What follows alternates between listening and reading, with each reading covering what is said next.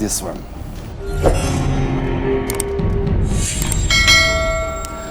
Mata. Mata apa, Roy? Dia ada 3 mata.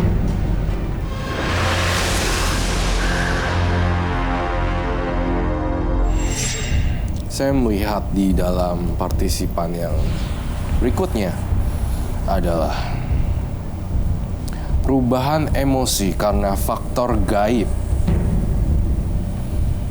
dan adanya kemampuan gaib yang tidak disadari. Kemampuan gaib yang ia tak sadari. Oke, silakan Roy. Nomor berapa? Saya memilih angka kelahiran nomor 8.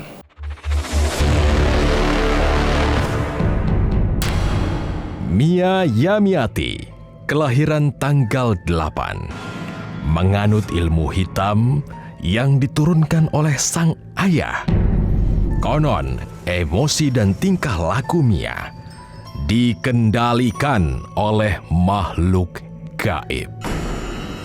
Apakah Mia akan bisa merasakan karma baik atau malah kutukan karma buruk dari sang ayah?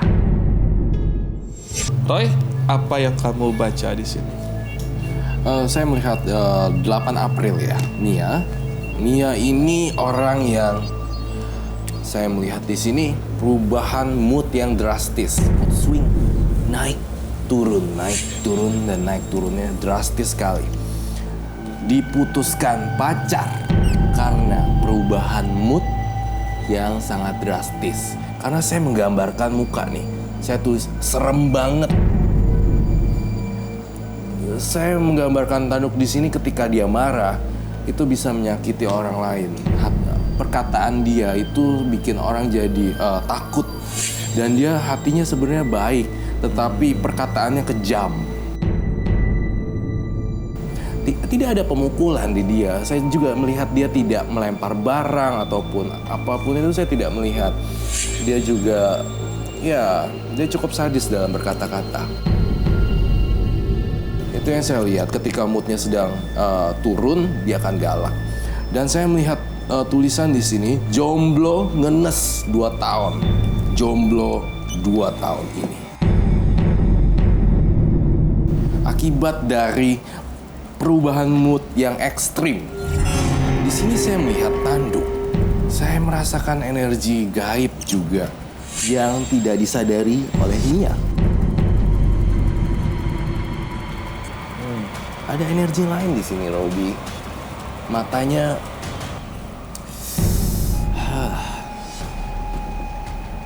seram. Oke. Halo Mbak Mia. Ya, Saya ingin tahu sengenes apa kisah hidup kamu. Silakan. oke. Saya akan bercerita di sini. Sebelumnya saya memang punya mantan. Saya emang udah sayang banget sama dia. Saya berhubungan dengan dia waktu itu LDR 3 tahun di Surabaya. Jadi memang saya kuliah di Surabaya waktu itu. Pada akhirnya, dia kan di Jakarta. Pada akhirnya saya memutuskan untuk ke Jakarta. Saya berhubungan sama dia pacaran selama 3 tahun juga. Jadi total saya berhubungan sama dia 6 tahun. Awalnya dulu emang saya kerja emang dunia entertainment juga. Saya dancer, saya nge-host, saya MC, saya event. Bahkan saya kuliah juga dari hasil dari kerja saya seperti itu. Pada akhirnya karena dia baik banget, saya memutuskan untuk berhenti bekerja sebagai dunia entertain karena dia, dan saya sempat memutuskan untuk berhijab. Selama kurang lebih 3 tahun itu.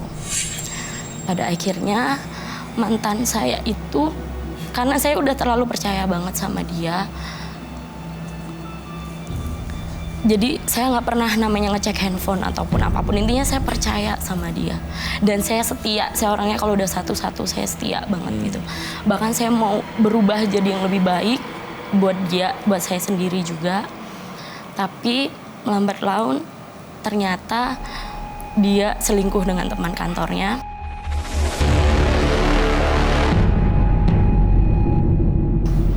Dan saya tahu sendiri di handphone, saya baca sendiri, dan di situ saya emang marah besar sama dia. Seharusnya kalau orang selingkuh yang marah saya dong, tapi itu sebaliknya, yang marah malah dia. Mantan kamu ini mencari perempuan lain, apakah karena memang kamu yang temperamental? Iya, saya emang bener yang dibilang Kak Roy. Terkadang mood saya memang swing banget. Terkadang saya bener-bener kalau udah marah, udah bener-bener yang saya kayak nggak sadar seperti itu.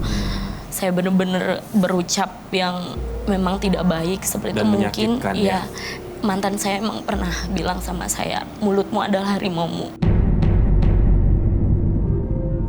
Entah itu mantannya yang berbuat salah, akan mengalami kejadian aneh di sini.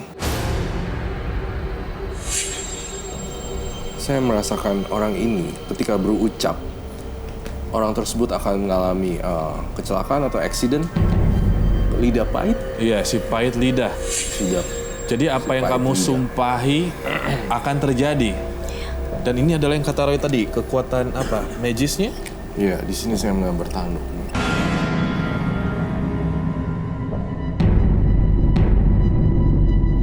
Apakah Roy melihat memang Mbak Mia didampingi oleh nenek buyutnya?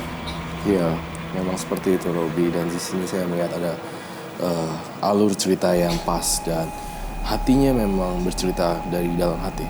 Ya, Ya, Roy melihat seperti itu. ya. Ini apa tugas dari nenek buyut yang menjaganya nih? Apa yang dilakukan? Supaya tidak disakiti oleh laki-laki. Pernah suatu ketika juga, itu bener-bener mustahil banget juga. Saya kadang kalau misalnya dipikir dengan nalar nggak bakal nyampe gitu, tapi ini bener-bener real.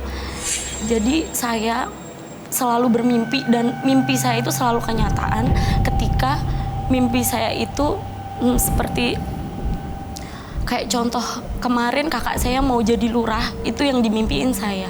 Saya bilang sama bapak saya, jadi rumah saya itu di kampung masih ada pendopo-pendopo, karena rumah saya itu dari zaman dulu turun-temurun memang buat balai pertemuan yang ada pilar-pilar besar kayu jati, karena keturunan saya memang semua pemimpin seperti itu.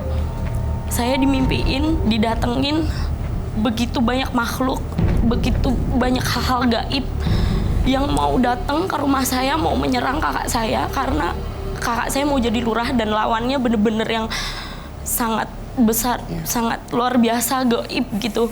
Saya dimimpiin di situ banyak banget hal gaib mau menyerang rumah saya, tapi ketika mau masuk rumah saya semuanya mental. Ketika masuk semuanya mental, dan di situ saya melihat cuman ada saya sama bapak saya.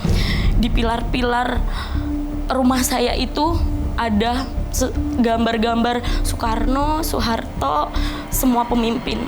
Kemudian saya bertanya sama bapak saya ketika saya terbangun dari mimpi saya, Pak, saya malam ini tadi saya mimpi seram banget, dan saya kayak badan saya udah gemeteran, udah kayak nggak bisa nafas.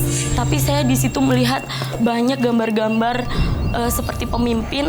Terus bapak saya bilang, itu tandanya nanti keluarga kita, kakak kamu bakalan jadi pemimpin. Saya mohon maaf sekali, saya ingin menunjukkan pada Robi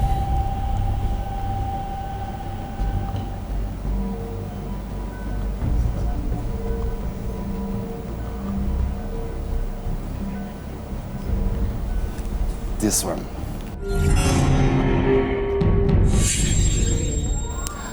Mata. Mata apa, Roy? Dia ada 3 mata. Mata yang ketiga fungsinya adalah... Mata yang ketiga seperti yang diceritakan tadi. Dia bisa mendeteksi hal-hal yang belum terjadi melalui mimpi ataupun firasat. Maaf ya, maaf banget sebelumnya mantan saya. Karena udah nyakitin saya, saya yang bener-bener sakit hati banget. Saya tipe orang bukan pendendam, Kak Roy. Waktu itu mamanya sakit. Saya nggak sadar berucap begitu.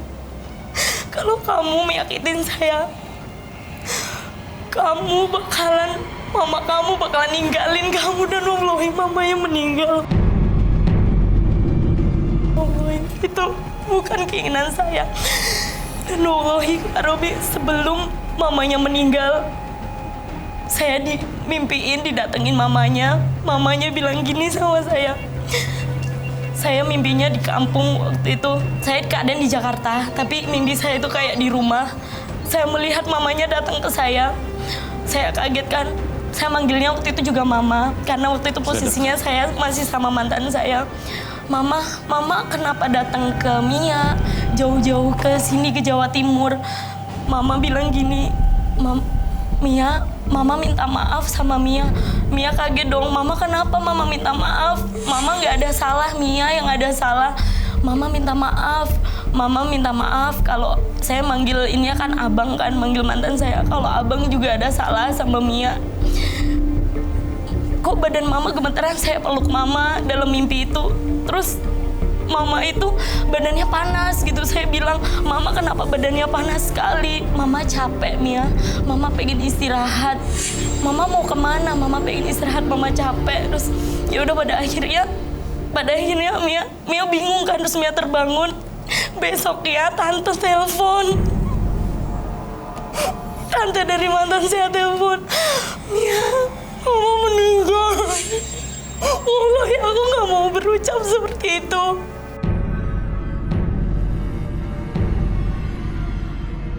Ucapan-ucapan dan juga bahayanya lidah kamu, tajamnya lidah kamu ini pengen dihilangin tidak sih? Saya pengen ngontrol aja sih, Kak. Saya lebih, alhamdulillah, itu kejadian terakhir yang bener-bener saya kayak udah puncaknya seperti itu. Alhamdulillah selama 2 tahun ini saya bener-bener udah kontrol emosi saya udah nggak pernah marah, udah nggak pernah nangis.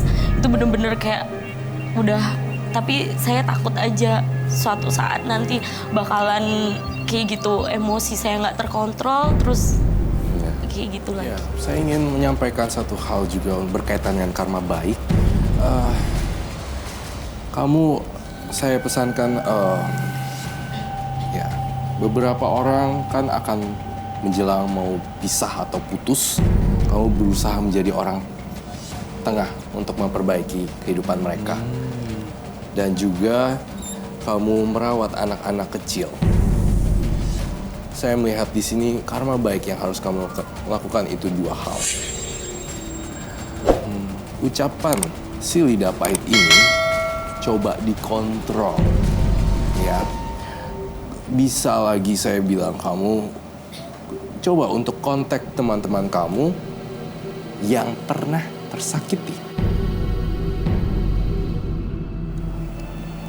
Terima kasih banyak Mia, sampai jumpa lagi. Selamat malam.